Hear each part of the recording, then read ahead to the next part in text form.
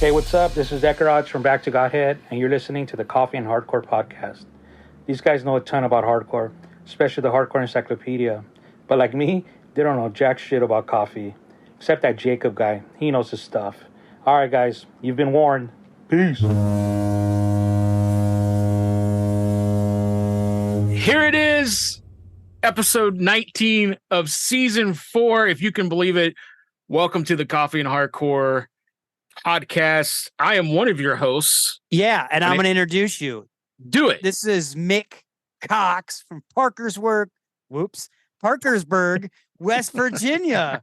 Say that 10 times real fast. and I'm going to introduce you. It's Wiley Willis, all the way from Chicago, Illinois. That is us, and we are them. You. Yes. And we have you are us also. Yes, true. Yes, you are us. We is them. We is them. We got a good episode. We got a pretty cool fellow on this episode and a pretty cool band. Yeah. Do you know the name of this episode? Well, yeah. It is Straight Edge Card Revoked with School Drugs. School drugs.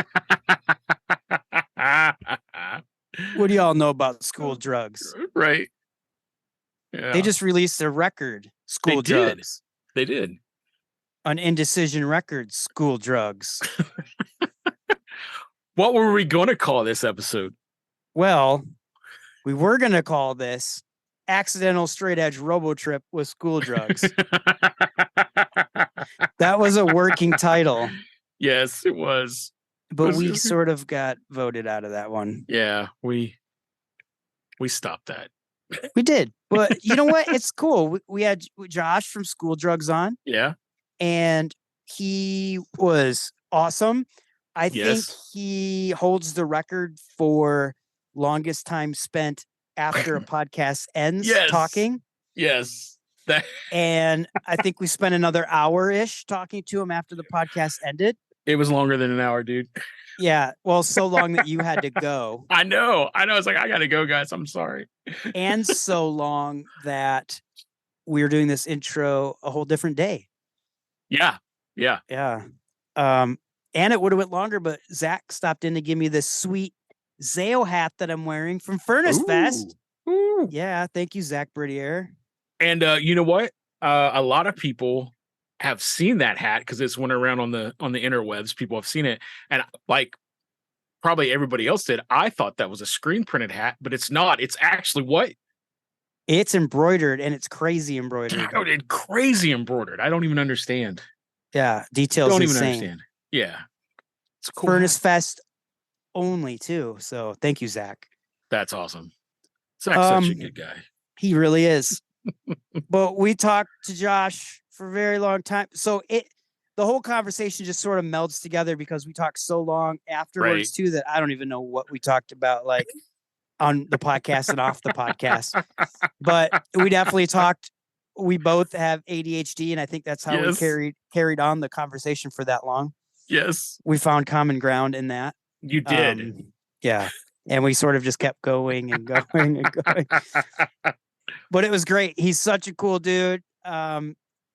It was great he definitely, I think he's probably going to hold the record forever. I think Choke Kelly holds the record for shortest talk after the podcast. Yes. With a thanks, goodbye, right? Yeah, pretty much. Yeah. Yep. So, but yo, we got a band up on here with a blurb. What's the name of the band that's going to be dropping their track? Plead the Widow's Cause. That's right. And they were kind enough to send us both t-shirts and both vinyl records. Yeah, man. The vinyl's a pretty sweet orange creamsicle color. At least the one I got. Same. So sweet. Same? I love it. Yeah. It's nice color.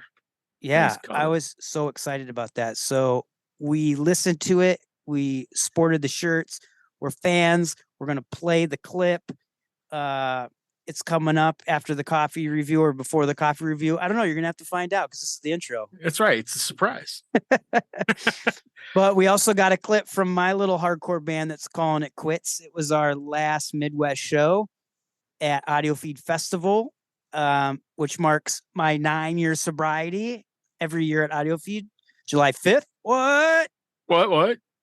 But we released I don't know, like 12 or 13 track Yeah, it's pretty sweet. record, of our songs. And so we did a Aquabats cover for my son pool party, and we're gonna play that later. Yeah. So stick around with us. Let's get into this chat. Let's do some chatting let's do it. with some chats. We got Jacob from Oak and Crow coming up too, doing some coffee reviews. But now enjoy Josh from School Drugs. He is School Drugs. He's the only drug that you need in your life.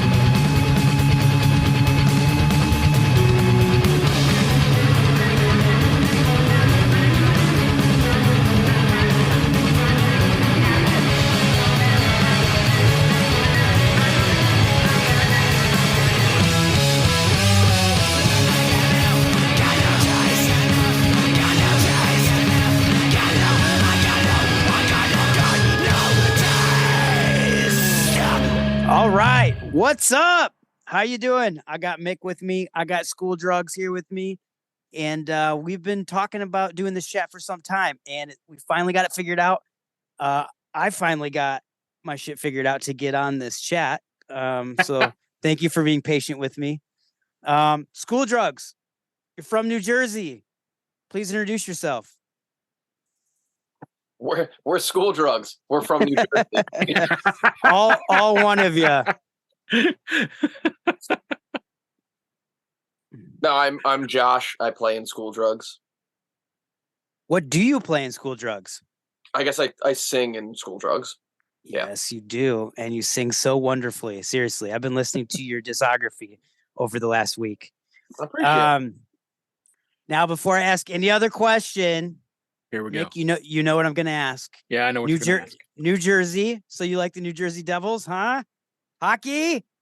I mean, I'm still upset that the Nets aren't a thing. So it's the last bastion that we have. I'm not a sports guy, but I appreciate that the New Jersey Devils exist. Yes, and they're doing very well. Or last year they did very well. Are they? Then I can start acting superior about that to people. They yeah.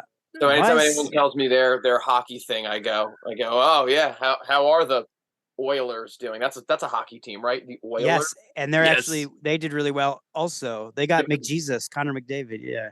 But did the Devils do better? What would we say? Same-ish? Same-ish. Yeah, same-ish. Same-ish. But like someone has to have done better. Who do you think? Well, they both got out in the second round. They didn't play each other, so we'll say same-ish. Well, fuck the Oilers anyway. I don't give a shit. Fuck them. They're not the Devils. Fuck those assholes. Fuck them all. I like that attitude. All right. Well, next I have to know about the name. I mean, I'm sure you get this all the time. And as I sent you these questions, there was a band in Michigan called Drugs in the Carpet, and they always played house shows. I thought that was like the greatest name ever. So how'd y'all land on this name? And I want to know what the band meeting was like for that. I mean, we had a song called School Drugs, and we had not come up with a better name than that. So we were like, bass player Edgar was like, why don't we just call the band School Drugs? And I was like, yeah, all right, that's fine. that's basically as far as the meeting went. It was gavel smack, meeting adjourn. Yeah. I had better visions in my head, like you guys fighting about the name and some people liking it, some people not, but make something up. Come on, give me something here. I mean, I'm trying to think, it's one of those things where I'm trying to think of anything else that we had as a name, but those are always the best. Yeah. Yeah, I can't think of any of the other ones that we almost maybe kind of went with. There really wasn't anything. No, there wasn't anything. And the song was about like Ritalin and Adderall and shit I like know all that. about that. That's what the name is an allusion to. Okay, I like Not, that. like a lot of people think like it's like doing drugs in school, or we've been put on flyers as school of drugs. Like School of Rock, but School of Drugs. Yeah. School of Rock, School of Drugs. Don't send your kids there. Or do. That's it's your choice. Depends, I guess. what you want for them in the future, I guess. I guess if you want to put them on Ritalin. I was on Ritalin as a kid. I was a kid in the 90s. And I might have told this story before, but they used to put my grandparents raised me. They used to put me on Ritalin because I was hyperactive, and it would always make me feel like a zombie. And so I stopped taking them, and I would stick them in this couch cushion. And when I was in like my 20s, they were moving, and they picked up the couch, and this huge sack bag of Ritalin that had like turned into like a ball was there, and they cut it open, and all this Ritalin came out, and they were like, "What the hell?" And you were like, "Wait, Lou, I need a few of those back. Hold on." That's my school drug story. Yeah, I think they wanted to give me Ritalin or Adderall or whatever, because I guess we are both children of the 1900s, and my parents were just not into it. They were like, they just didn't want me to be on it. Yeah, they were putting all kids on it in 1990s. Would it have helped? Probably, maybe. I don't know. It's just I got to my 3 times tables and I stopped because it was fucking boring. Like I understand that. If it's not interesting to me, I'm not going to be able to be interested in it. It doesn't matter. Yeah, that's how I was as a kid also. Yeah, I can remember all 151 fucking Pokemon, but I couldn't tell you, anything about the periodic table of elements other than that exists. Dude, we're the same. Same. Yeah. How old are you? My 42.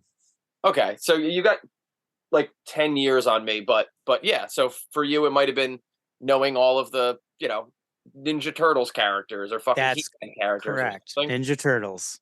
That was my jam. Yeah.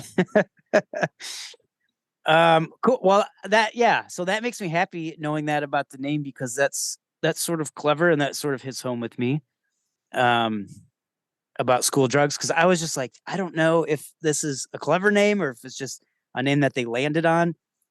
You're not going to care about this, but Mick will. So when we were trying to name October of Death, a real name that was on the table was Greg from accounting. Ooh, that's good. I know. Greg from accounting. I think that good. Yeah, that would have been a great name, but it didn't happen. So have you ever played a show somewhere and the name of the band was on like a flyer or something, and like people came and protested because they thought there was going to be school drugs? No, but we've definitely had it like our name listed, at the VFW or the family pizza shop as like School D asterisk. Yeah, that's awesome. Like, nice. Okay. I mean, at least you didn't name it Church Drugs. Then there would have been an issue, right? Yeah, there's probably more drugs there anyways. Yeah, it's probably true. Well, there's also the band Drug Church. Oh yeah. Ding ding ding ding. There's that, and every once in a while, which is like a big band, yeah. Every once in a while, I'll just I'll send like an IG message to the band War on Drugs that just says, "Got a fucking problem?" Just for fun. Every once in a while, I'll just do they ever write you back? No, they've never even looked at it, but I just think it's really, really funny to be like, "The fuck is your problem?" Trying to start beef. I really, really want beef with the War on Drugs. I have no idea what that band sounds like. I don't know. I know that people enjoy them. I think they played the Stone Pony Summer stage, so I guess somewhere between 3,000 and 5,000 people will come see them in New Jersey, but I know nothing about them. They could be very, very nice individuals. But I want to start. I want to have a know. I've never heard them. I don't know either. Indie music, whatever that means in the current year of our Lord. Yeah. Indie's a very broad term nowadays. Yeah. So I see you're using a tissue. What kind of drugs are you on at this moment? I'm just getting off a wicked Dayquil addiction. Nice. It sort of is an addiction, isn't it? Nighttime. I would say NyQuil. Yeah, I would say NyQuil more so is more. Because I would say that I was legitimately had like a dependency for a while on like Unisom, which roughly does the same thing as as NyQuil. It never caused any problem. Like the only side effect was sleeping until 4 p.m. I don't have that luxury, but most of the work that I do is at night, so it doesn't matter, or it's on the weekends, so it doesn't matter. But when you're like when you have to set a fucking alarm to go to the post office because it closes at 4:30. Yeah, you got an issue. I was like, oh, I should probably stop fucking with the Unisom so much. Yeah, but so in my case, like I work at 4 p.m. to midnight, sometimes 1, and then my son usually wakes up at like 6 a.m. So I'm getting like 4 or 5 hours of sleep. So when I'm sick, I find myself taking NyQuil, and then sometimes I'm like, I'm still sick, right?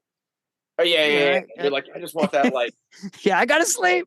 Deep death sleep. That absolute like kissing cousin of death. But it also sucks when you take it and it like does nothing.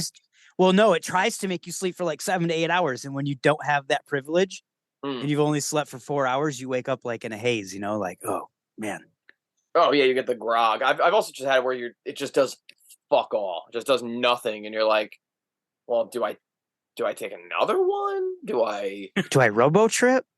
Should I like do some jumping jacks? Like what's gonna get this moving through the fucking blood a little fast? Like I need this to hit red blood cells like now. So I just got my straight edge card revoked in this episode, by the way. They're like, that bastard is robo tripping every night to sleep. No, it's not every night. Total edge. Just when I'm really sick. Start getting comments about you breaking edge. Oh Jesus. Yeah. Anyways, moving on. So I honestly love hearing the stories. You might not believe it, but I do. I love hearing the stories of how bands come together, the push that made it happen, the glue that makes it stick. Like my favorite thing to do is ask people about the backstories of bands I really like. And so I want to hear your backstory. Like who's the person that holds it all together? How does this continue to keep going? Because people who aren't in bands, they don't know. It's ridiculously hard sometimes. Yeah, it's absolutely a difficult, tedious, relentless, obnoxious thing to keep going. I would be me. Hello. I would be the answer for all of those things. You're the band dad. Every band has the guy. It's true. Hello. I am the guy. You're the guy. Maybe at some point you stop needing a guy. Maybe at some point you're like big enough that you don't have a guy, and the guy gets dissolved into like having a PR person and a fucking manager and a booking agent, and then Yeah, but you're not there, right? As the guy. No, fuck no. No, good God. Yeah. I've never been there, so I don't know that. Fuck no. Yeah. Yeah. It must be fucking nice. Must be fucking nice. No, yeah. Yeah. I suppose that I would be the one that holds all the things together, and it's probably sheer stupidity that it stays together, because it just keep going. You just keep moving, and you just keep doing it. Yeah, I know. Especially today's age, you got to keep pushing stuff out, and you guys do though. You guys push a lot out. I mean, for I don't know what fucking reason, you just keep doing it because I don't know what else I would do. What else would I do with time and creative energy? Is it cheesy to say, and I always say this, but Is it cheesy to say that it's like therapy? No, I go to therapy because of it. So I wish that was a joke. Wow. Oh no.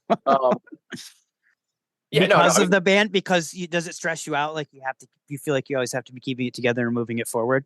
And if there wasn't you to do that, it wouldn't do that. Definitely. I mean, yeah, I don't think that it would not do, because I'm the one that has the most time to do it. So like, there's a lot of like, just trust me. Everybody just trust me and be available for these dates and these things. Like, I promise I have, and whatever concerns or ideas anyone else has, I guarantee you don't have enough time to have thought about it as hard and long as I have. Yeah.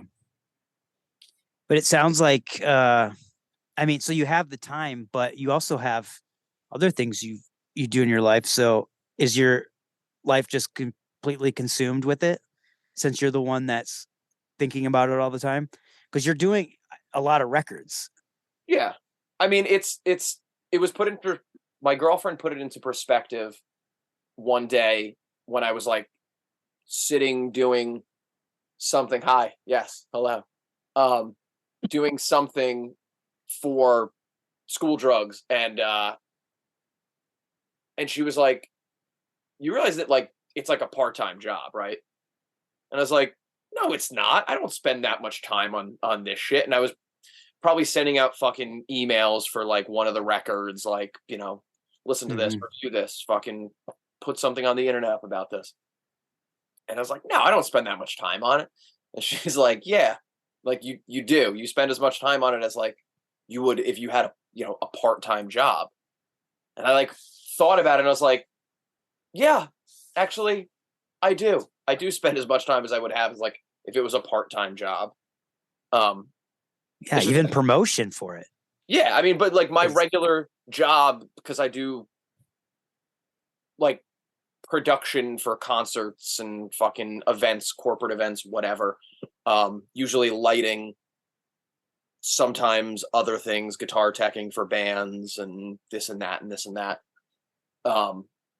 Most of like my work is like a ton of work in a few days, you know, like I'll do 40 hours in, you know, a few days rather than spreading it out over the week. So then during the week I have like nothing to really fucking do other than agonize over complementary colors.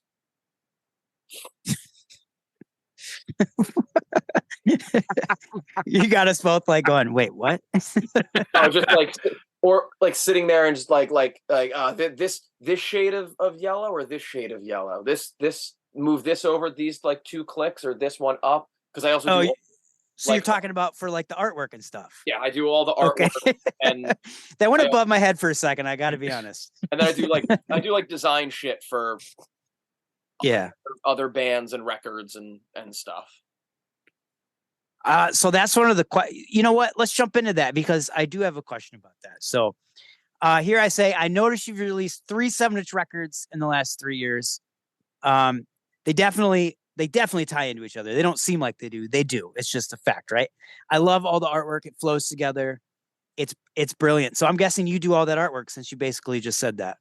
Yeah. All the art is all the art and design is mine, except for the like prayer card inserts that come with it. My friend Ray Schwedhelm drew those because I can't draw. So okay, so you did these 3. We'll set this up here. You have Visitation, a 3-song 7-inch, came out 2021. The Absolution 3-song 7-inch that came out 2022, and most recently, Procession, and that actually comes out tomorrow for the listeners. 3 hours from now. 3 hours from now. Or 2 hours and 50 minutes. But it'll already be out once everyone hears this. So for the listeners, it comes out September 29th. 3 songs on this record also. So you had these all planned out, I'm guessing. Yeah. I mean, tell me the story. The question is why? Why would you want to do 3? No, but it's cool. With so few songs on them so quickly. not quickly. It's not quickly. No, yeah, over 3 years. Done one every year. The idea is that it is all for an LP that is titled Funeral Arrangements. So you're doing one more? So there is one more that is coming next to total 12 songs. Is that coming next year? Yeah, definitely. Okay. Definitely. It definitely won't come this year. Well, let me ask you this. Do you have them all written out already and you go and okay. Yeah, it's all done. It was all done before. The whole point was that you recorded them together. Well, we put out Modern Medicine and then the world shut down and we were like about to go on tour for however long we were going to fucking do that to, tour because we just put out an LP, as you do. And then the fucking world shut down and I was like, well, fool me once. I'm not going to fucking, I don't want to, in 2020, if you recall, everybody just being like, no idea when the fucking world is going to open up again or when we're going to be allowed to do anything or go anywhere or see anyone or anything at all. Yes. And that came out in 2019, right? I'm sorry?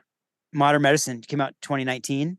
Yeah, like end-ish of 2019. Oh, so right there. Middle end-ish of 2019. And then that. And then we were like, yeah. Fuck. So we decided to definitely not put out another LP that we weren't going to be able to fucking tour on. Yeah. So I had the idea of like, let's take the LP and let's split it into 4 7-inches that will be limited. And then at the end, we're going to collect all of the 7 inches together as the LP. And it's, so it's a singles collection. It's not a singles collection. It's 1, 2, 3, 4 parts of the same thing. The first 2 are the A side of the record. The last 2 are the B side of the record. It's not like you're supposed to have all of it. You should have all of it if you wanted to hear. So that's why Indecision is releasing as a bundle also. Yeah. And then they're probably going to be like another bundle once the 4th one is out. And because I ordered this newest one, so now I need the bundle. Thanks a lot. I mean, you can order them separate. You can get them from us or whatever. I know, I'm just teasing. I think it's brilliant, by the way, because even if you didn't know this, like since COVID, since 2020, people are way more into singles now and EPs, right? Like our attention span is destroyed. Absolutely. And that was part of the other thing was like, it's much easier to digest the 3 songs at a time. Mm-hmm. And also our buddies are doing that, Run Into the Sun. They're doing 2 at a time until they come up. I thought that was brilliant too. Yeah. And this way, like I had more time to spend worrying about like the packaging of it, which is extremely important to me. And the like, what fucking paper stock the cover is printed on that of the 3, one of them is printed on a slightly different paper stock and it fucking kills me. I'll put it like that. And the yellow on the paper, it's a little bit different. I think I probably fucked it up. It was probably my fault. But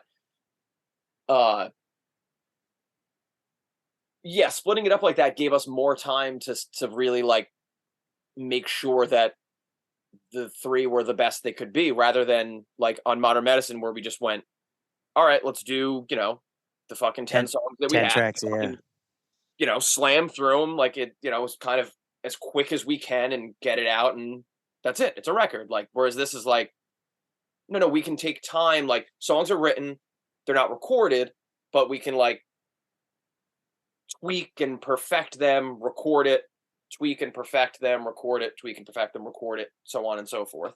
So that's cool. So they were all written but not recorded all at the same time. Yes. They were actually recorded between our drummer moving his studio from his old studio to his new studio, which is cool because then the B side of the record, which I think is it's a stark difference to the A side. The A side's a lot faster. It's a lot more punk and hardcore, whereas the B side has a lot more like First Ministry LP feeling about it, but not. Yeah, it's dark. I like it's good. Yeah, I think it's darker, and I think it has a it has a far more. Yeah. That made any sense. For people who did not see the gesture I made, it's basically just the cover of the Smiths' "God Save the Queen." Like, Yeah. Oh. yeah. Dying Rose.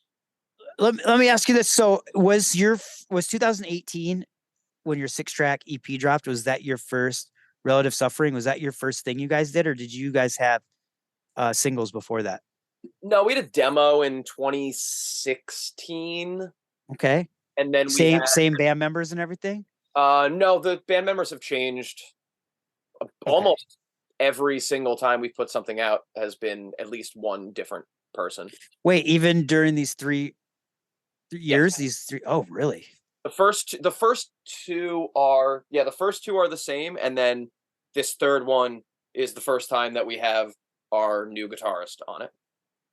So I asked Run It to the Sun this question, and I really liked his answer, and I want to hear your answer about it, because they're doing 2 songs. Also, they're releasing 2 songs. I think sometimes they do 2, like 4 each year, right, Mick? Like, yeah. So they're gonna, I think, get like 10 or 12 together, and then they're gonna do the same thing. But I said, are you gonna re-record these songs once they all come out? So I'm gonna ask you that. Are you keeping them how they're recorded, or are you gonna re-record them all for the full record? No, we're gonna keep them how they are. We're just gonna remix and remaster them. Okay. That's gonna be the only difference. Why do you think it's important to keep them how they are? Because that's the record. That, like, it's just the LP chopped into 4 pieces. It's not like singles. Yeah, if they were singles, I would say yeah, sure, because the Holiday in Cambodia on the 45 is different than the one that's on Fresh Fruit. Like, there's 2 different versions of that. There's 2 different versions of whatever fucking song was on Damaged that was earlier a fucking single, like you know. Or you could be the Bad Brains and re-record all your songs and put them on all different albums. Yeah, or you could do the Streetlight Manifesto and just re-record the whole fucking record and put it out. But no, it's gonna stay the same, because, like I said, it's just, this is the LP. You're just getting the LP in 4. Yeah. Also, the reason that I wanted to do it that way is because that's how LPs used to be released. Like, back in the day, there is a further concept about this record where the colors for the covers. Yeah. Weird colors for the covers. Weird sentence. I based the colors off of the Sinatra album, In the Wee Hours. So it's yellow and blue and white? No, it's like I picked like the 3 kind of most prominent colors that like stood out to me, because I needed like the 2 blues that I have, and then like sort of an accent color for the yellow, and then white, and then the black that's on that cover. Yeah, it looks great, by the way. I love it. Thank you. But that's that record is a concept album. In the Wee Small Hours is a concept record, and it's kind of one of the first, if not the first, concept album. The concept kind of just being that time, when like the bars let out and you're going home. I in my estimation, that's what the point of it is. But that record was originally going to be released as 45s in like a box set kind of thing, because that's how pop music was released at the time. But Sinatra was Sinatra, so he was like, well, I want to have my music released the way that classical music is released, which would be full 12-inch LP format.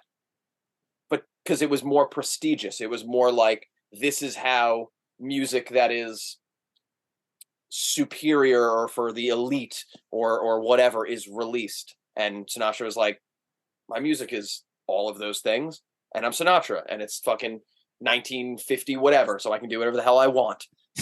I want my music released as a fucking LP.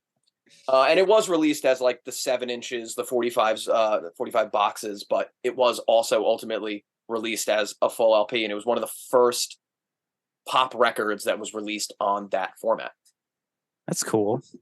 I like that story. That was so that like played into part of the reason of wanting to do them as like 7 inches too. Like, you know, if I had $1 bajillion, there would be that box set, you know. Yeah. There would be 2 songs per 7 inch, and there would be fucking 6 of them. But right. No, it's still cool that you can do that. What you're doing now. And there was a split second too, because those, when you got those old box sets, the 7 inches were released like so that you could stack them up on your record player, and then it would drop down. Yeah. So like the A side was like, you know, tracks 1 and 2 were on the A side of the first 7 inch, then tracks 3 and 4 were on the A side of the next 7 inch. Oh, that's interesting. You see what I'm saying? And then play that all like this, going straight down. Then you'd flip the whole thing over and set it back down, and then it would. Oh, that's cool. Yeah.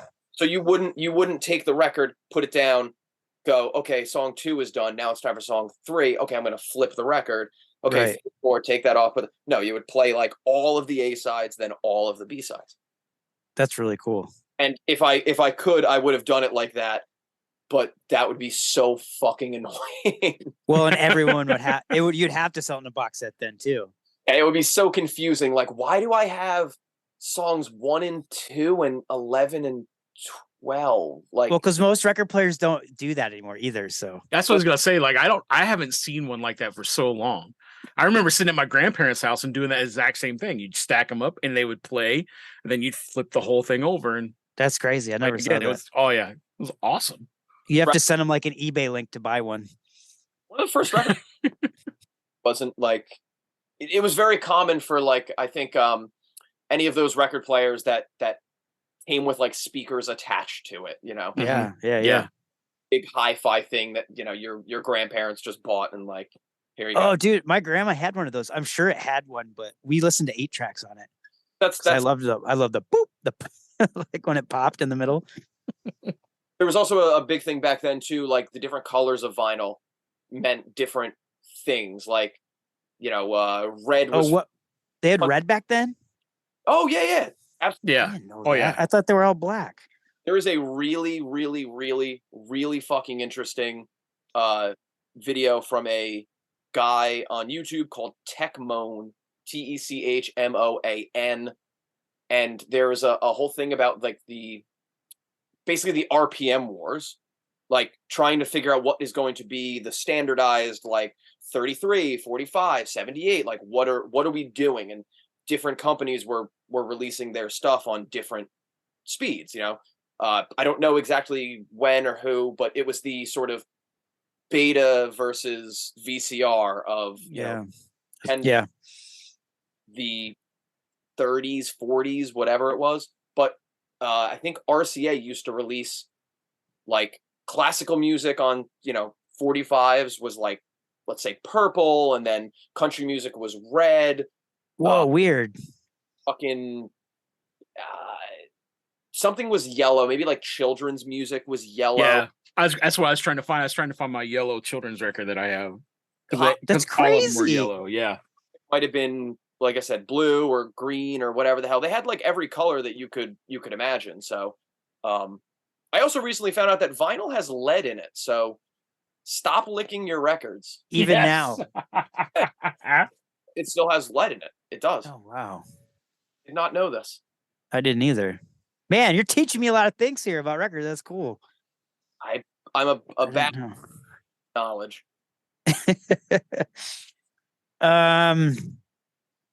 Okay, let's talk about Indecision, because this is crazy.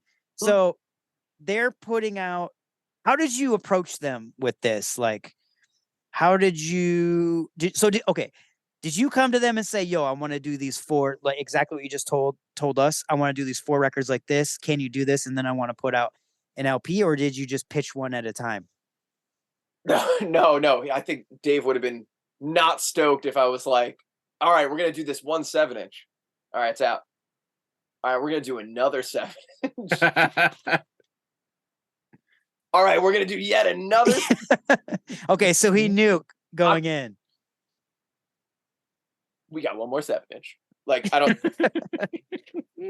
Well, so he, Indecision put out Modern Medicine in 2019, and that did well enough, I guess, that Dave didn't tell us to go fuck ourselves and that we owe him a bunch of money or anything. So I told him the whole idea that I mentioned to you guys earlier of like, we don't want to do an LP because we just did that and now we can't fucking go anywhere with it. So I expressed to him that whole concept and idea, and he was like, yeah, all right, that makes sense. I get that. That's crazy. And I was also like, dude, with the way people listen to streaming and shit now, like, they're gonna listen to it as 3 songs at a time, if that. Yeah. So I think it works better with the attention span that has been gifted to us by the algorithm and streaming in the year 2023. You're not wrong. Yeah, that's the way people listen to music. I really don't think that the majority of people are listening to full LPs. And yes, there are going to be plenty of people that are like, what are you talking about? I only listen to LPs. I still put that music on my fucking Zune. I get it. And that person is really special, and we're all like super proud of them. I know, I get it. But if that was the case for the overwhelming majority, then every song on Spotify for Modern Medicine would have the exact same amount of plays. And they don't. So that's not how people are listening to music. And it's not just me, that's everybody. That's not how people are listening to music at the moment. Yeah, playlists are big too. And are you going to put the whole fucking band's LP on a playlist? No. Probably not, because then you just listen to the LP. And you're just listening to the record. Yeah. No, I told Dave, I was like, yo, let's do like limited on the 7 inches. What is that limited to, by the way? 300. 100 each one? Great. I wish it was 100. If we could feasibly do 100 for each one, I would have done 100 for each one. Oh, what'd you say? 300. 300. Sorry, you're cutting it. Is he cutting it out for you too, Mick? A little bit. I'm trying to fix that real quick. So okay, I thought you said 100. It seems like anytime Mick or I interject, it cuts you off. So I apologize for that. So yeah, they're out of 300, and then we're not pressing any more of the 7 inches. And after that, the LP of it will stay around for as long as it's viable for people to have. Well, so you're doing the bundle right now, though, with 3. So what happens when you do 4 and one of them sells out? You can't do the bundles anymore. It's a good problem to have. Yeah, I suppose that's a good problem. That problem now where like there was only like 20 left of the bundle, and I don't know which 7-inch one, either the first one or the second one. That would mean that he has less than 21. I got you. So kitty cat. Once the records are gone, they're just gone. Yeah, I mean that makes sense. I think that's good too, because then it keeps it limited for people. Yeah, I mean then they gotta buy it. Go buy it. Indecision Records. Go get it. We'll put a link, by the way. I appreciate it. So why did you guys go with Indecision Records? I mean, honestly, like, I was definitely a big fan of a lot of stuff that Indecision has put out in the past. But if I was going to be 100% honest with you, it's because they were the only one that said that they would do it. Oh, I sent out emails to fucking everybody from the top to the bottom, and there was just a lot of no. And the only thing worse than no, what's the worst thing that they could say? No, the actual worst thing they could say is fucking nothing at all. That's 1,000 times worse than no. I prefer 100 no's to one. That was the silence that you get from the but no, I mean they got back to me, and Dave was into it, and he had heard the 7-inch. I sent him that. I probably sent him MP3s of it. I was like, I can send you fucking demos of like the shit that we're like doing next. And he was kind of like, no, it's fine. Like, I know what you guys sound like. I know what this last 7-inch sounds like. Like, it's cool. Mick, there's hope. It was super, super, super fucking organic. It was just like, hey, we want to make records and you're in the business of making records. And he was just into it. And then before I knew it, the, third or fourth email was like, well, what do you want to do? You want to do a 7-inch or do you want to do an LP? And I was like, I guess we want to do an LP now. And then there was no like, okay, we are now going to do an LP. Do you agree that we will do the LP? Yes, we are going to do the LP. Okay, here is the contract you signed here. Like there was no, it was just like, yeah, all right, so cool. Like, let's start doing it. And like, before we played that Indecision 30 out in California, and the night before we played, I was like scrolling back through all my emails to like get a sense of like what it was like when we first got in touch with Indecision. And it was like between my first email and when the record came out was something like 4 months. Wow, that's pretty good. And it was just like that quick. It was like, okay, we want to do it. Okay, cool. We'll record it. Okay, great. Now we'll put it out. Great, it's out. Done. Oh, so you didn't have? Oh, wow. Okay. Oh, I had demos of all the songs, but like, drummer has a studio, so it's fairly easy to just go do the thing when we want to do the thing. So give us the most random, ridiculous, or radical tour or show story you have. These are some of my favorite also. There was a few good moments when we went to Europe this past summer. We played in Slovenia and show was great. Slovenia seemingly is one of those places where it's like playing in, Tulsa. It's like just nobody comes here, so everybody goes when there is something going on. It's like playing in Lincoln, Nebraska. You're like, nobody ever comes to fucking Lincoln, Nebraska, so everyone that gives a shit about anything, with a marginally fast tempo attached to it will come out to this. So we played in Slovenia. Show was great. People there were super, super nice. Sound guy was an absolute maniac. Was doing just bumps of various white powders in between, like school drugs, essentially. And then someone else in our band may or may not have stayed up all night doing Slovenian speed. So like I got up in the morning and somebody was already up, and we get in the van, and the Slovenian speed has yet to really wear off. Then it wears off by the time we get to the actual show. So now you just have grumpy band member.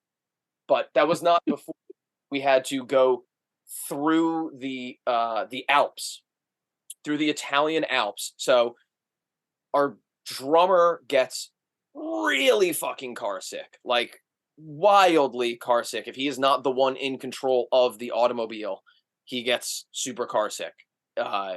Sometimes he's fine if he's in the passenger seat, which he was, but he made the mistake of saying that he wanted to see the Italian Alps. He wanted to see them.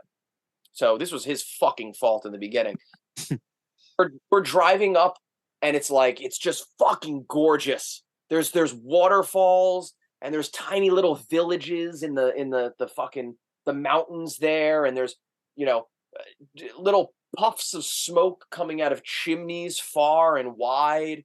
There are old women shaking out blankets and rugs on the hillside. Like, it is fucking picturesque. And then we actually get to the Alps part where you have to actually go like serpentine pattern up and down and back and forth, and he's fucking like out the window, he's taking pictures and he's all stoked. And then the nausea set in. So then he's like leaning out the fucking window, throwing up. I have another one behind me that is like coming down from being on fucking Slovenian speed all night.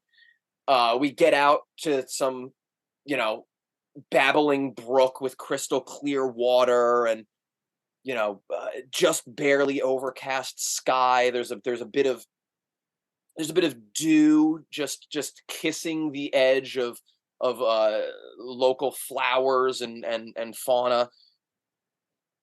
And then Chris gets out and just yaks all over all of it. It's, you know, like, so I'm like standing there like, breathing that lovely Alp air, and then, and he's like trying to not, because we're all like kind of half trying to enjoy this thing, and you fucking pile back in. We got out at the end of the Alps, and he's laying, or to the top of the Alps, and he's laying across the hood of the car going, just fucking leave me. Just leave me here. And like finally get back in the car and go down the thing. And there was that. And then we played a couple days later in Hof, Germany, and bass player's fucking bass kept cutting out. We were okay. So the first thing that happened when we got to Hof is I got out of the car, and everybody but myself in School Drugs enjoys the devil's lettuce. So very frequently, the first thing to do would be to ask where they can get marijuana. So we get out of the car, and the guy that, like, we had just driven, I don't know, like 9 hours or something like that, and they were all getting very itchy from lack of green. So I get out and I ask the guy that like booked the show, I'm like, you got any weed? And he's like, he gets all like weird and nervous about it. And I'm just like, you know, and he's like, you come inside. You come inside. So like we go inside, and I'm like, yeah, it's like, you know, if you know anybody that like has some weed that they could fucking buy, like that would be cool, whatever. And he's like, oh no, around here, like you can't say these things so loud. They are very, you know, there are cameras everywhere, and they're very it's very police around here. And I'm like, oh, okay, like shit. All right, well, like don't worry about it then. Like if it's, you know, if it's gonna be a problem, like it's cool, don't worry about it. He's like, no, I gets a guy comes, and I'm like, all right, cool, great. And then like later the guy finally comes, and he's like, oh, you're Zaban, you're my good friends in Zaban. And it's like, yeah, and he like sticks his hand out to like shake my hand and puts like the absolute tiniest amount fucking like wrapped in a tinfoil ball in like the palm of my hand. And I didn't know who the guy was, and I was just like, hey, how's it? Oh, right. And I, like I said, I don't fucking smoke weed, so like I take the thing and like give it to the rest of the guys. I'm like, is this like enough? I don't, you know, I don't. They're like, yeah, that's fine. That's fine. And at this point, you know, they probably would have taken fucking anything, but nobody came to that fucking show. Nobody came. There was maybe a max of 11 people there, and you know, it was one of those things where I was like, you know, we could be fucking annoyed and like shitty and pissed off that nobody's at this show, or like just have fun, like make it, you know, it's still fun to fucking play the songs and play with each other. So I took to trying to come up with the worst mosh callouts that I could, like in between songs and like before breakdowns and stuff. So I started just thinking of, and there's a full video of this entire set, that, because of course there would be. There's a full fucking 25-minute video on YouTube somewhere. I took to coming up with the worst mosh callouts that I could think of, and that quickly devolved into just trying to think of like what signs could you buy at like Home Goods or like Target or something. So the mosh call would be like, life's a fucking beach. It's a garden. Fucking dig it. And then like go into the part, you know, like, yo, life's short. Lick the fucking bowl. Like, just trying to come up with, you know, the worst thing that I could. Live, laugh, fucking love all day. Go into the fucking thing. Sorry that whoever's gonna have to edit that's gonna have to bring that volume down. Yeah, I was just trying to come up with the worst fucking mosh callouts, and nobody, you know, they barely, people there like barely spoke English, so they didn't know. But every time, like everybody else is like hearing like the fucking thing and like trying to play and laugh at the same time. At the end, we did the no effects speed version of Modern Medicine. Like, we got to that song and I was just like, fast. And I like didn't mean that fast, but I just played it like basically like it's a fucking no effects song. Speed. And then like, yeah, the bass kept fucking cutting out. So like Edgar was getting kind of mad at it, and I was like, just sit. I was like, here, I got him a chair. I was like, just sit there, like, just sit, on stage, quote unquote, and just be there. Just sit. I don't like here. I like went and got him like whatever drink he was drinking, like set him up with that, and I was just like, yeah, here you go.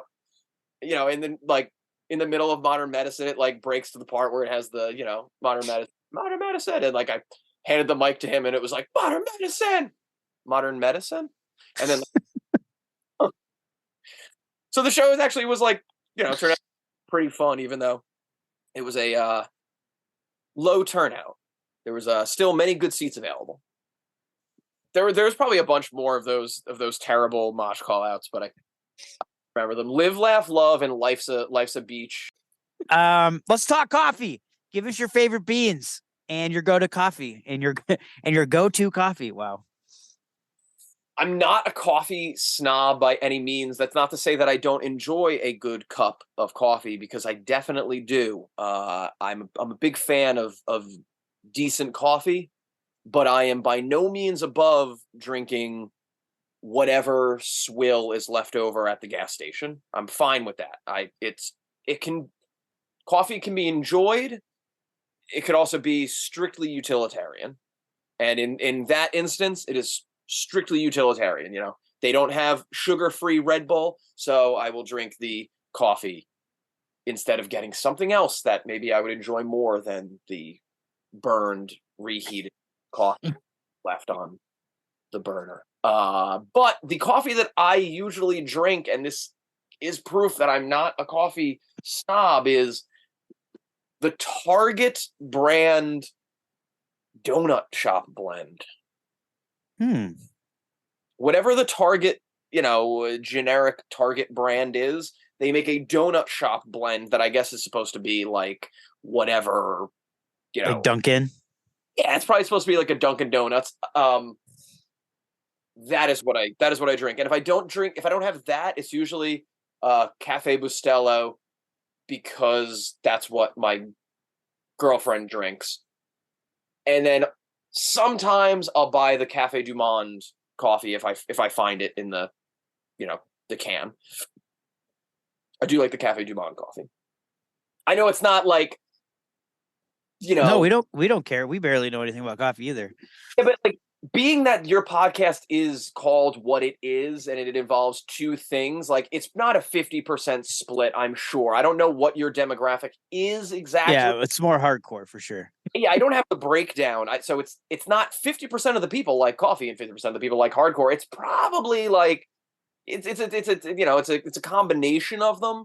But I have to think, and I hope that there's like at least a 10% contingency that's like, you get to the fucking coffee now. But what about the coffee? I doubt it. Favorite Revelation record. Great. What about the coffee? Yeah, well, it's basically started because I would just be drinking coffee in the morning before work and playing records. Sure. And I would just say, this is my coffee and hardcore. And finally, like, some people were like, yo, when's your podcast dropping? Wow, I can't speak. And I was like, what are you talking about? They're like, oh, we thought this was a podcast because you're talking about coffee. And like, I just do a little blurb about the coffee and the thing. And so I hit up Mick here, who knows about podcasting. I was like, maybe we should start this, And we're on our fourth season.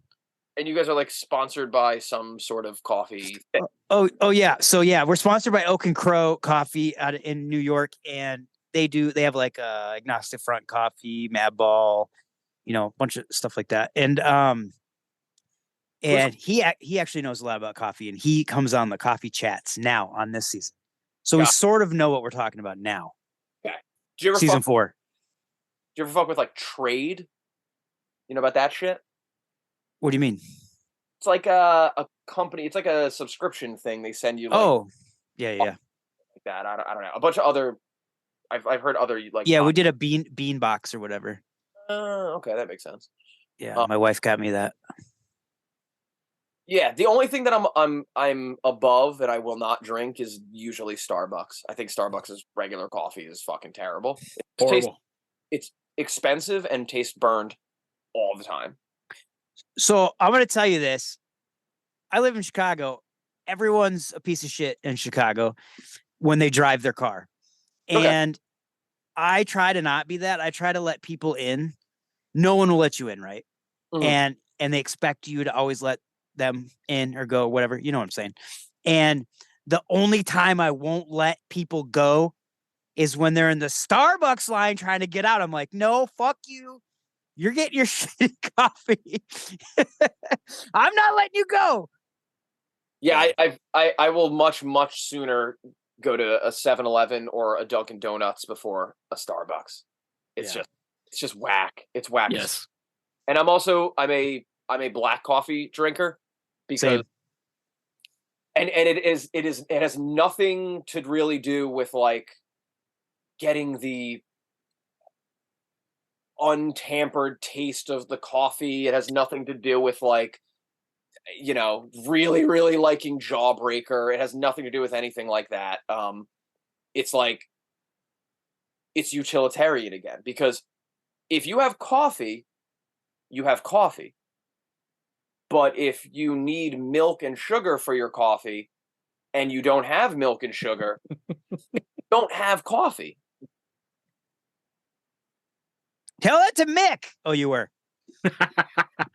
Mick is not a black coffee drinker. No. It's No. okay. To be honest, go ahead. What does Mick take in his coffee? Normally, cream and sugar. Okay, how much sugar? I plead the fifth. Okay, so is this also an intervention? Maybe that. Are we gonna have that talk? Because, buddy, Yeah, he just broke Sugar Edge here. Hey, I'm doing better than what I was. I'm kidding. I don't care. Doctor's orders. Oh yeah, so I do care what you do. Want to keep you around. like sugar in coffee, sugar in tea, absolutely, but not sugar in coffee. Milk in coffee sometimes. Like I'll get like a cafe au lait, or I'll get like a cappuccino, and that's fine. But not like getting coffee, putting milk in it usually ever. I did oat milk for a long time, but then I started doing intermittent fasting every day, so that's why I do black coffee because I'm not allowed to, or I'm allowed to do whatever I want, but I'm not supposed to on intermittent fasting have any calories. So why are you doing that to yourself? I have high cholesterol and blood pressure because it runs in my family, and that helps.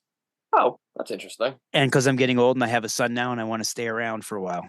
Yeah. Oh, that makes sense though. And so just the fasting brings the cholesterol down. Mm-hmm. Yep. You have to change what you eat otherwise too, I'd imagine, right? No. I sometimes I think I eat healthy, and then other times I'm like, I really don't.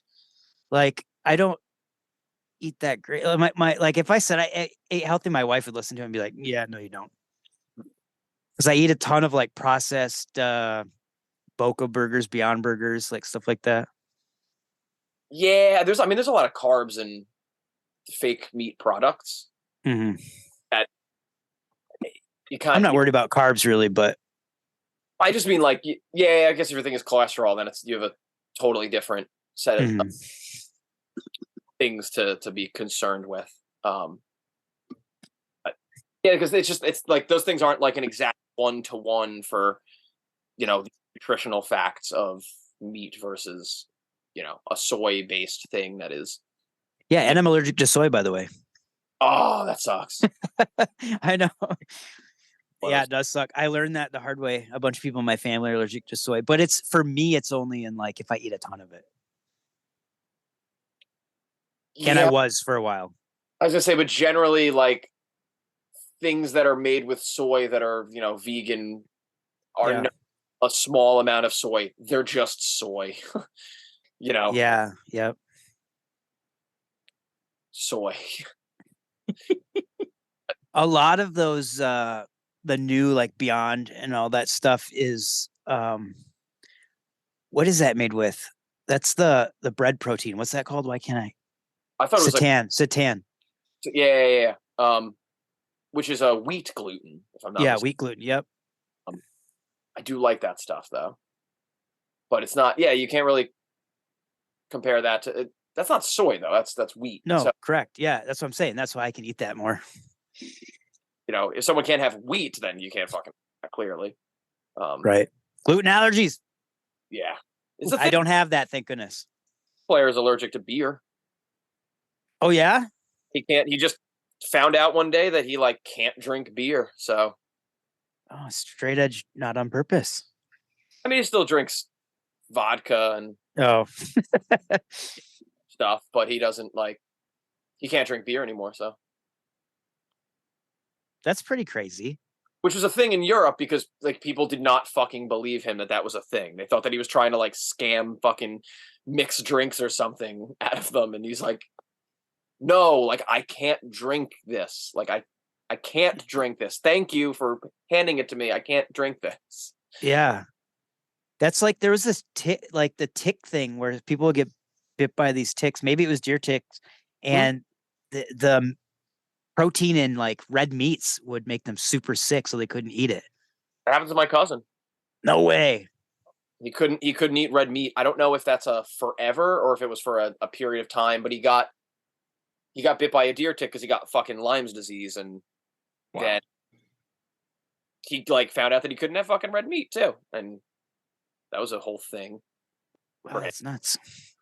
Didn't affect me. Had nothing to do with my fucking life. Fuck you. Jeez. Fucking weird meat allergy.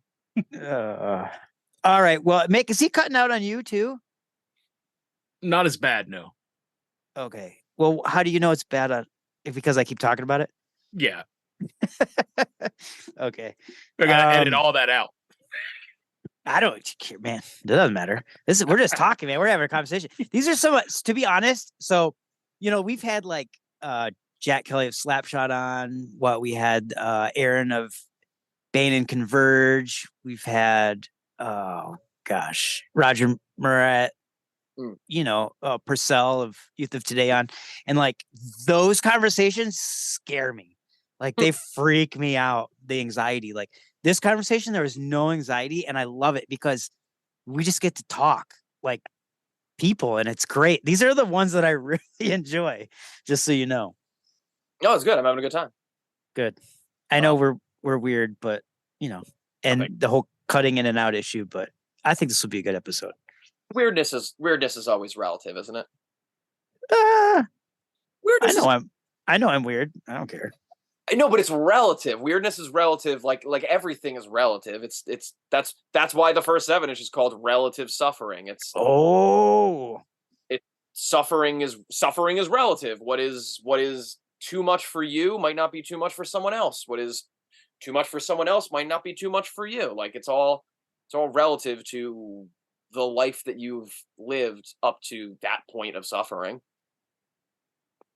You know? Could be true.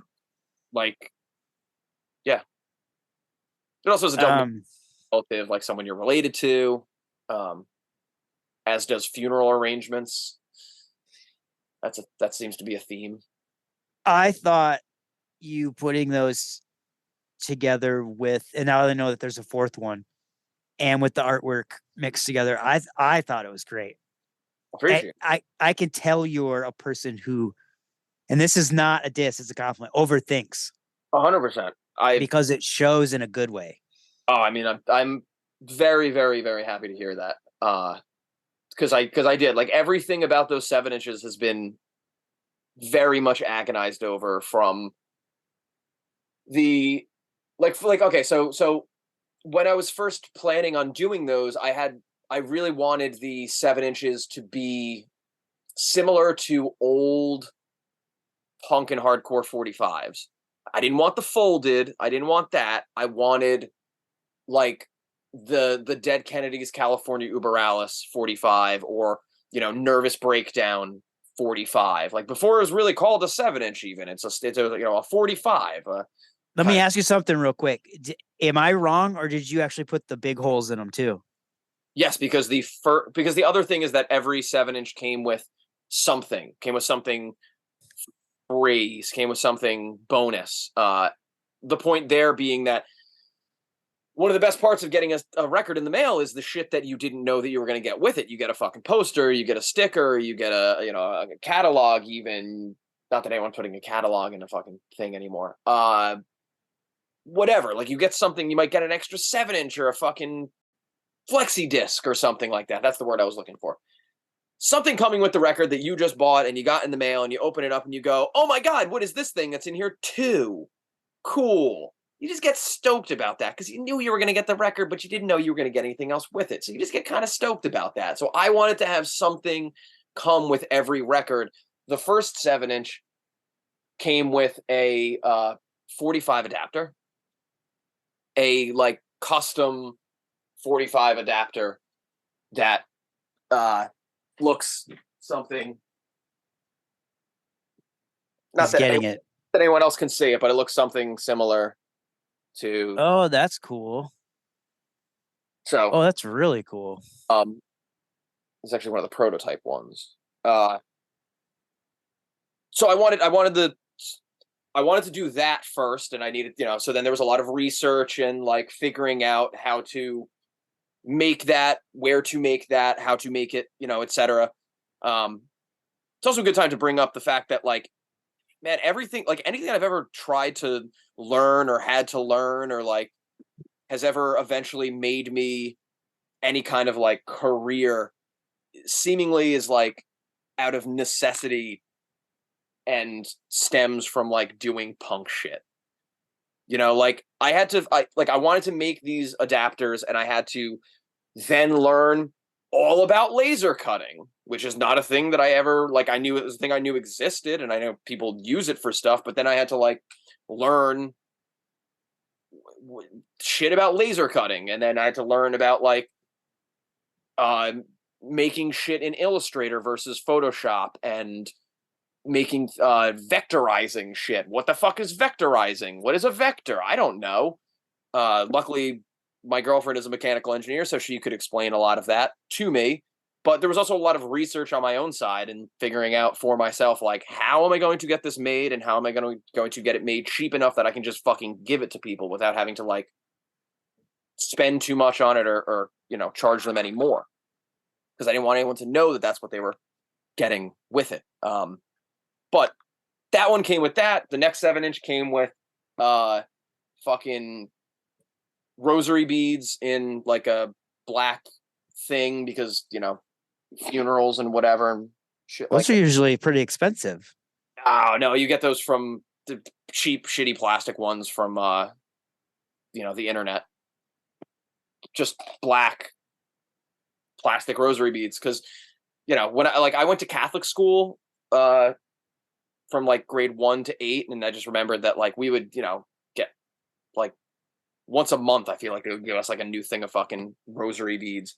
So I was like, oh, they got to be cheap, and you got to be able to get them somewhere. But that one didn't really require much knowledge or like figuring anything out, because it was just a fucking envelope and then stamping a thing. I guess I had to learn about pigment ink versus like regular ink for stamping, because it's a black envelope and you got to put the thing on it. Anyway, the next 7-inch, the current 7-inch, comes with incense that is frankincense and myrrh scented, because I wanted it to smell like a fucking funeral. So I'll be getting that. You'll be getting that, and you'll be getting this, which is a incense holder. Oh yeah. You promoted that with it though, right? Yeah, because I realized that like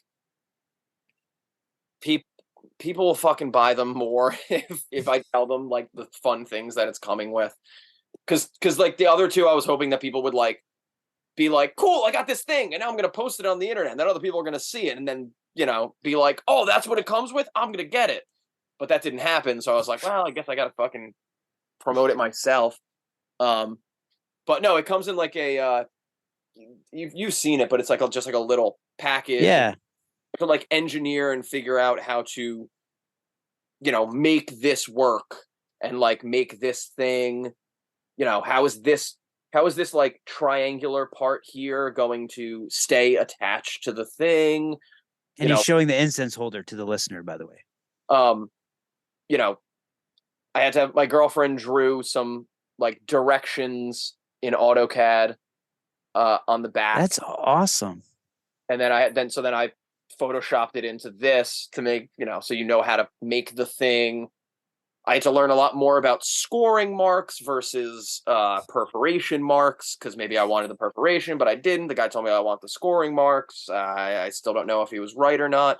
You know, like all these things, it's all like I wound up learning a bunch of stuff, and just it's all shit that I just have now, and I just know more shit about paper, and I know more shit about fucking AutoCAD and rosaries, and that I fucking put the back of this on upside down.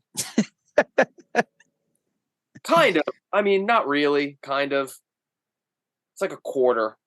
Like it's like that, and then if you turn it over, you see the directions. Versus it being like that, and then it's upside down. You see what I'm saying? Anyway. Yeah, it doesn't matter. Doesn't matter, but like that's the kind of shit that I would agonize over. And if I could not find the justification for no, you flip it over like that, and it like, you know, makes sense. Yeah. I would be agonizing over it at this moment. Well, let's pretend that didn't happen then. What is your guilty pleasure TV show, movie, book, music, or video game? I mean, there's no such thing. For one. Oh, he did it. He did it. He did it. Is that well, this is the first time I introduced it in a long time. Mick usually goes through a spiel. Mick, do your spiel. My spiel. All right. So you're not allowed to say that you don't have one, that these don't exist, and you don't have one. What's your guilty pleasure TV show, book, movie, CD, or video audio, game? Or video game. Yeah.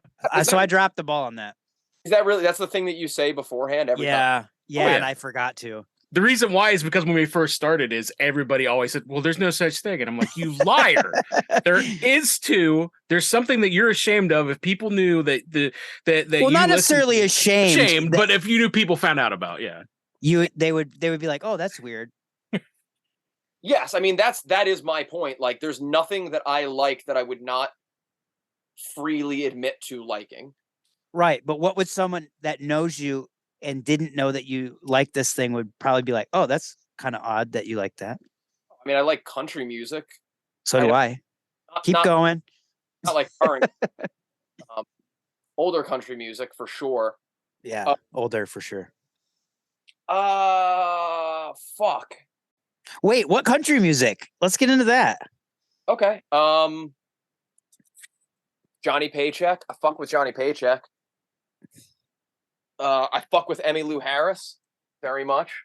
Okay. I mean, we're just going through the records here. Clearly Willie Nelson. I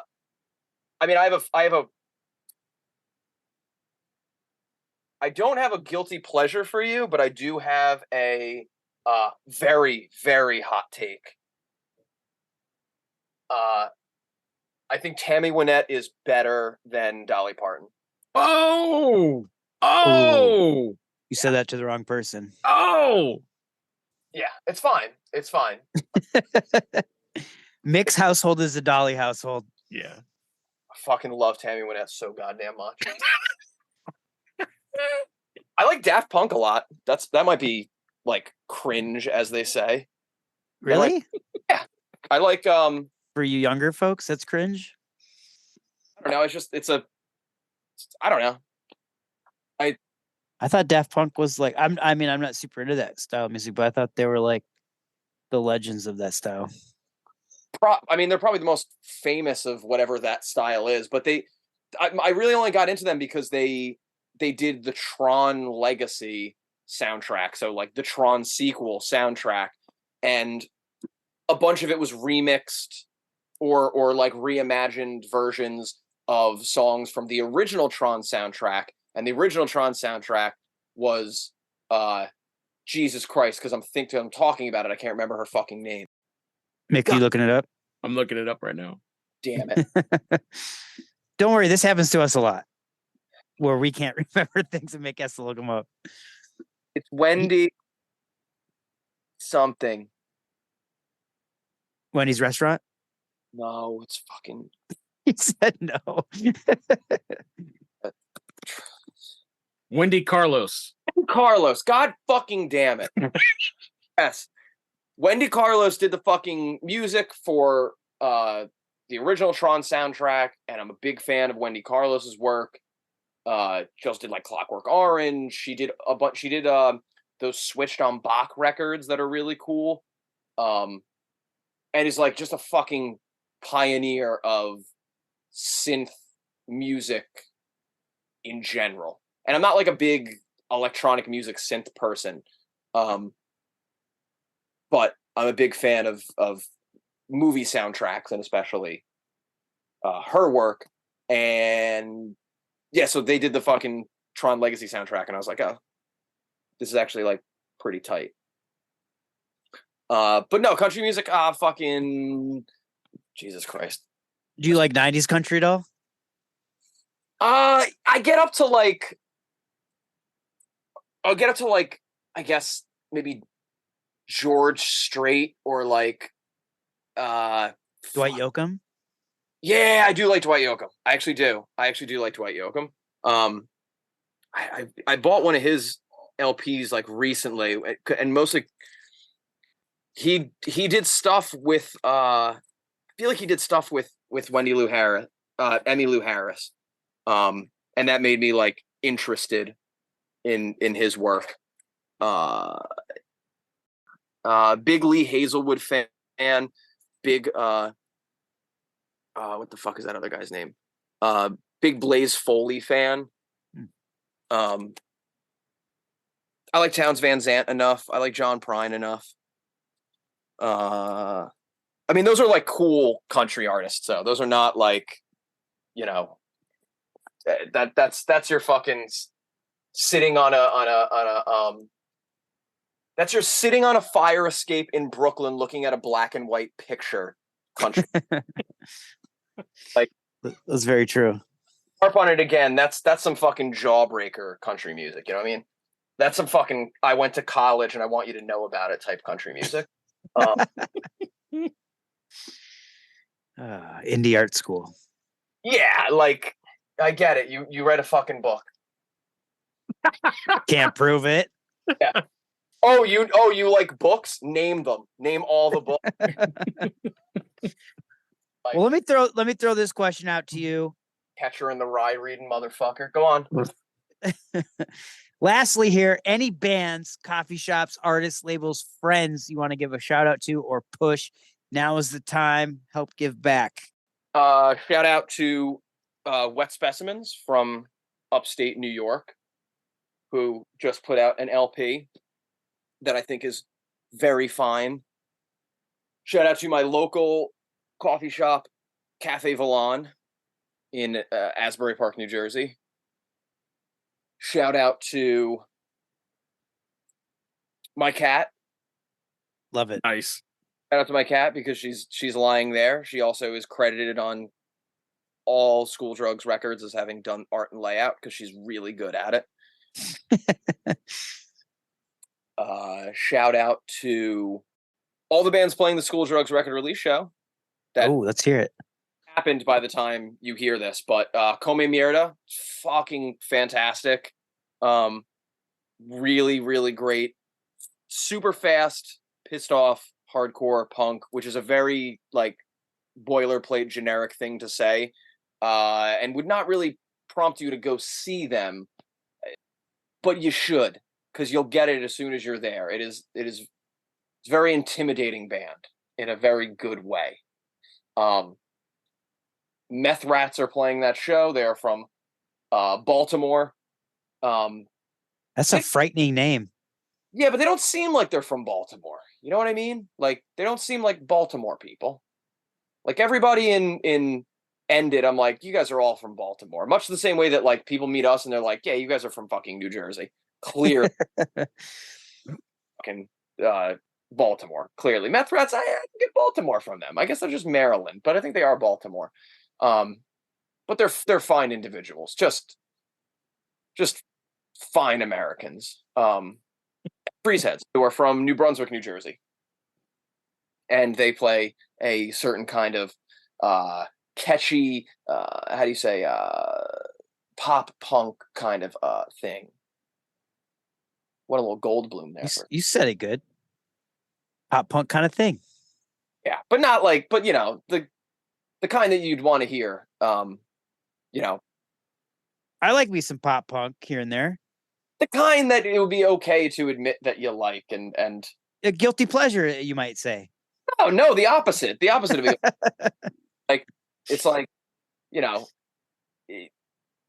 I'm not gonna, you know, you got your Terror fucking hoodie on, and you like this type of pop punk. That's actually no, that goes the other way. Never mind. It would be totally normal to like wear a Terror hoodie and then like the other kind of pop punk that they are. Never mind. I rescind my statement. Cut that. That I made a Terror? No, you cut that statement. Never mind. Terror? Terror. Oh yeah, we had Scott Vogel on. Wait, what were you saying to cut though? Oh, you said I resent that statement, so I said cut that. Oh. I was just being weird. See, it's relevant now. But anyway, Scott Vogel's awesome, and he likes hockey, but he likes the Sabres, so that sucks. He was an interesting listen. I listened to that episode. He was he was very well spoken and informative. Yeah. Seemed like a good guy. I would say so, yeah. I mean, I don't know him personally, but he does seem like a good guy. Good guy, you know? At least he's a good guy. Hey, what school drug song do you want us to outro this episode with? You could use one of the new ones if you want.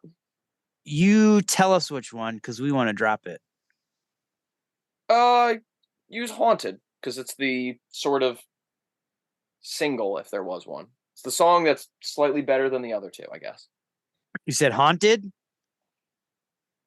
We're doing it. We're dropping it. We're dropping it now. Take us out with the song, Mick. Let's go.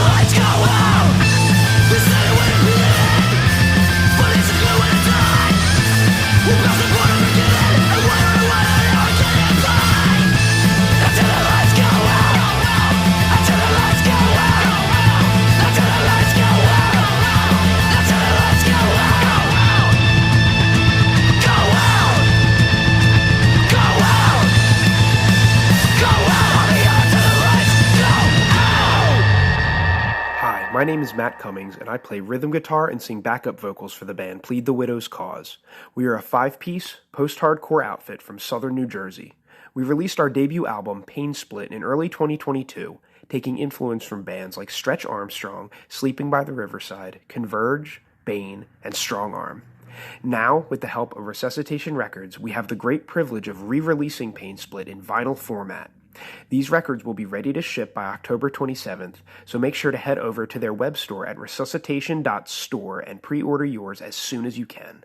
Thank you so much for all of your support and for taking the time to give us a listen. We really hope you enjoy it. Face down,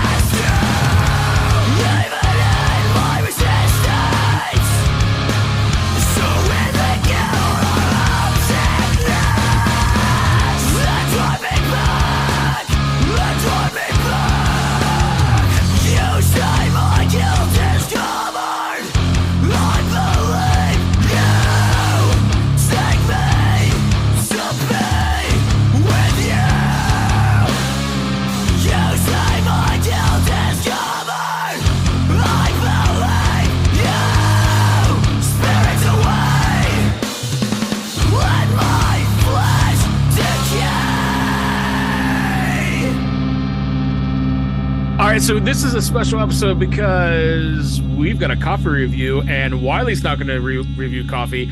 I'm not going to review coffee. We have the one and only Jacob Oakencrow with us because he actually knows coffee, and he's got a good review for us. So,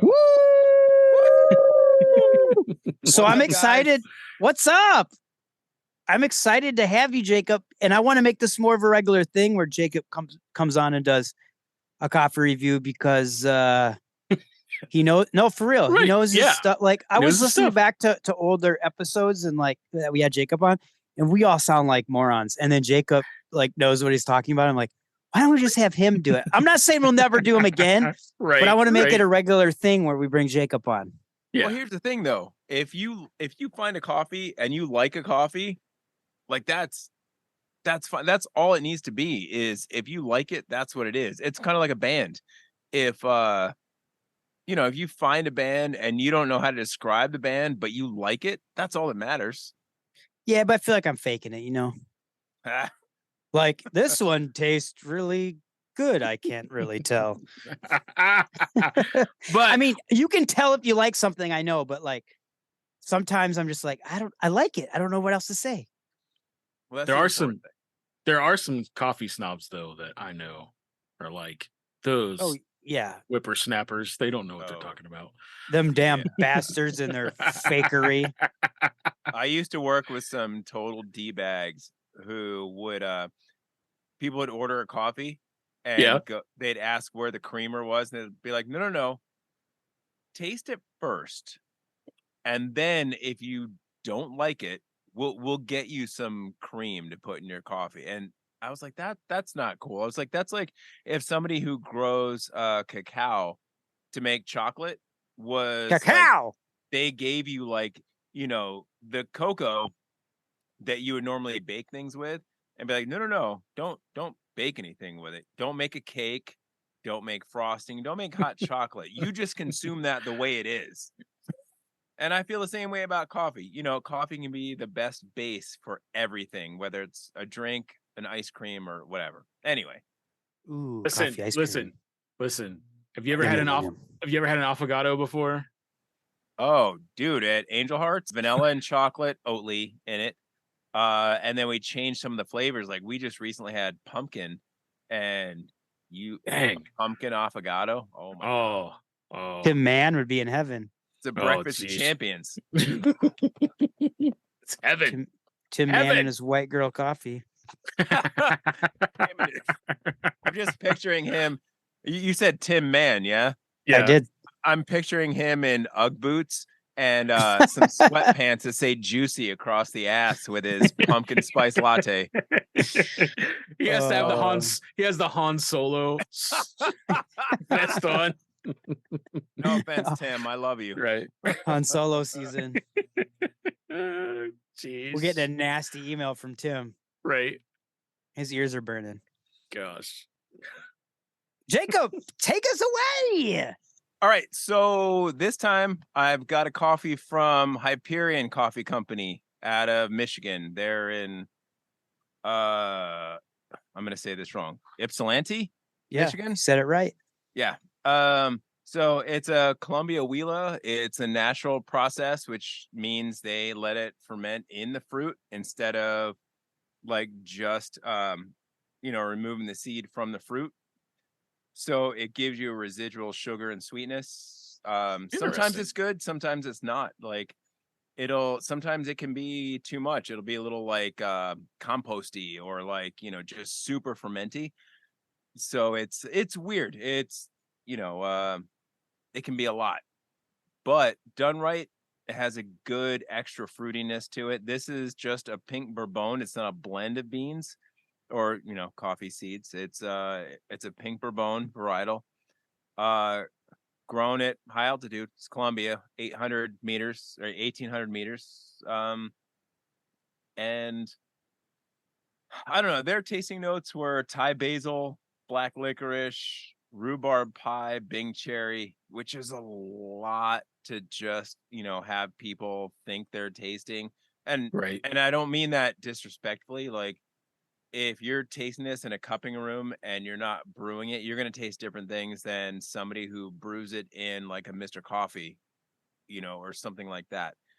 But that's what they got out of it. I did this in a Chemex. I did 45 grams of coffee to 750 grams of water. That's my normal. And it was good. The body was silky. What are my notes here? I got toffee, blueberry / raspberry. I couldn't quite nail it down, but it was like in that. I'm Ron Burgundy. Yeah, sort of hard berry range. Got some sweet herbalness to it, cotton candy. Wait, so these are the things that you tasted. This is what I tasted with the way I brewed it. Okay. I don't know how they tasted it. So this is what I got out of it. And I really liked it. I'm not a huge natural or honey processed coffee fan. It's a little too much for me. I like more of a washed, more subtle, but I don't know. It was good. The aftertaste, I got a little bitterness. I don't know if it was just sort of an artifact of how they roasted it. I nerded out a little bit and I was kind of trying to see how they roasted it. And it looks like they use a Probat, possibly a 15 kilo or like a UG22, but it seemed a little smaller than a UG22. It's a nice roaster. They have a lot of firepower and, you gotta be careful with it. Anyway, this one's not on the website. Their coffees are between $17 and $22 for a 12-ounce bag, which is totally reasonable. How did you obtain this coffee? So a buddy of mine that I used to work with when I used to work at Gimme Coffee, when I was their head roaster, he was one of their facilities guys, Evan. I love that guy. He moved out to Colorado. And then he moved to Michigan recently, and he and his wife and his kid came in to Angel Hearts to visit, have breakfast, and he brought me this bag of Hyperion coffee because he's the sweetest guy ever. And he also brought me a bottle of cherry flavored whiskey from a distillery near him in Michigan, which I'm not a big fan of flavored whiskeys, but it's great for Manhattans. I'll say that. It's great for Manhattans. Well, that's perfect for this episode because this episode is all about revoking straight edge cards. Oh, man. So you don't even have one, but if you're not now, you never were. Oh, geez. Yeah, so that's the coffee I have for this month. Yeah. Nice. Thoughts, feelings? So all in all, you like it. You recommend it. I like it. I'd like to try one of their washed coffees, something a little less in your face. Like I said, the honey process and natural process, sometimes it's a little too much for me. Are you going to finish the bag? Oh, I've been there's almost nothing in here. I've been slowly drinking this, waiting for you guys to call me up and be like, "Hey, you want to review a coffee?" Then you like it. Yeah. If you can finish a bag of coffee that you didn't pay for, that means you like it. Yeah. Well, the other thing is I have a lot. I'm banking. I have this notebook. I'm banking all of my notes on I have a lot of coffees that you better start reviewing and writing down because we're going to hit you up a ton. Yep. This is going to be a new segment, Coffee with Jacob. Get used to it. How often do you want to do it? Because I have a lot of coffees. This notebook is filling up. I've got a lot of coffees. I'm cool. If we can keep it short, I'm cool with doing this segment every episode as long as you can jump on. Yeah, I can do that. Cool. Well, in the spirit of keeping it short, see you later. Later, guys. See ya.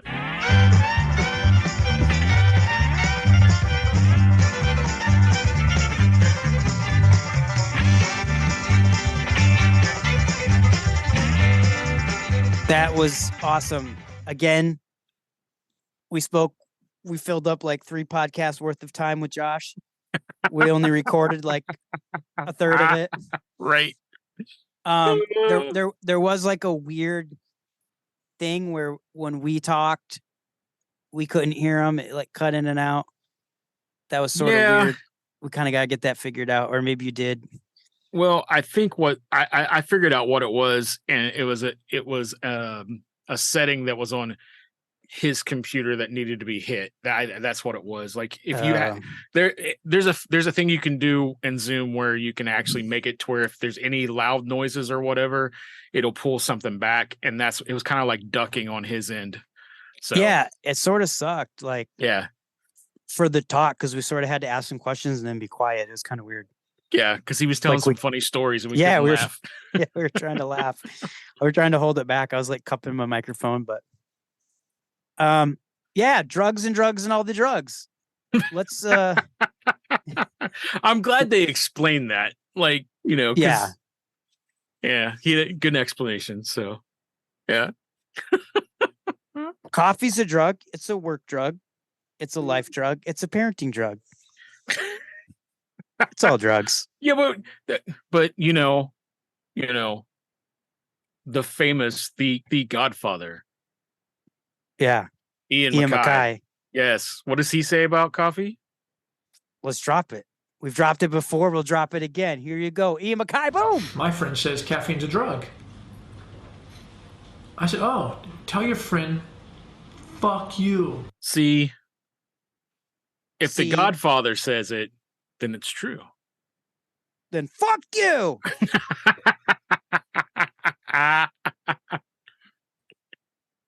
Yep. That's how I feel. Cool. We got some awesome stuff coming up. We do. Planned.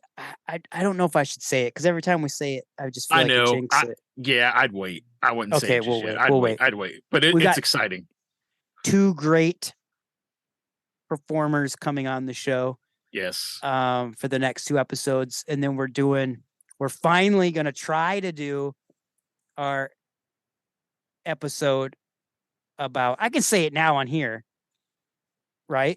Yeah, you think? I can say it. Yeah, because they're not going to listen to it. They're not going to go back and listen to past episodes. They're too vain. Right.